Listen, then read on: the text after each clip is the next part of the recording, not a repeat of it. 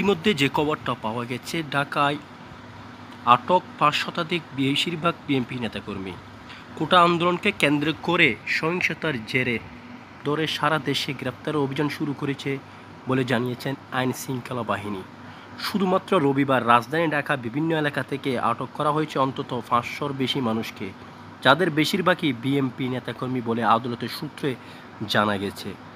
এর আগে বিএনপির আমির খসরু মাহমুদ চৌধুরী, রুহুল কবির রেজভী শীর্ষ কয়েকজন নেতাকর্মীকে গ্রেপ্তার করেছেন পুলিশ।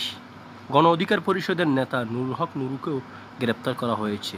ঢাকায় সিএমপি আদালতের সূত্র জানায়, রবিবারে আটক ব্যক্তিদের সোমবার আদালতে হাজির করা হয়েছে।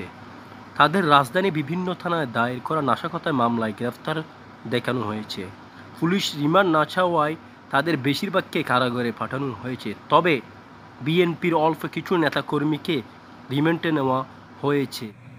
প্রিয় অডিয়েন্সদের জন্য আজকে একটা সুখবর হচ্ছে, ব্লড ব্যাংক সুবিধা পেতে পারে হয়তো আজকে রাতে। আইসিটি প্রতিমন্ত্রী জুনায়েদ আহমদ পলক দুপুরে এক অনুষ্ঠানে সাংবাদিকদের বলেছেন, দেশব্যাপী ইন্টারনেটের সংযোগ স্বাভাবিক করতে সঞ্চালনালয় মেরামতের কাজ করছে বলে শোনা যাচ্ছে। রাতে ব্রডব্যান্ড সার্ভিস চালু হতে পারে। গত বৃহস্পতিবার রাত ৯টা থেকে ঢাকাসহ সারা দেশের ইন্টারনেট সংযোগ পুরোপুরি বন্ধ হয়ে যায়, যা এখনও চালু হয়নি।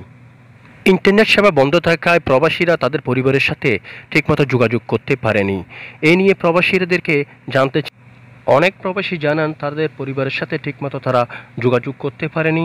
তাদের পরিবার এবং তারা দুশ্চিন্তা রয়েছেন এবং সরকারের প্রতি তারা খুব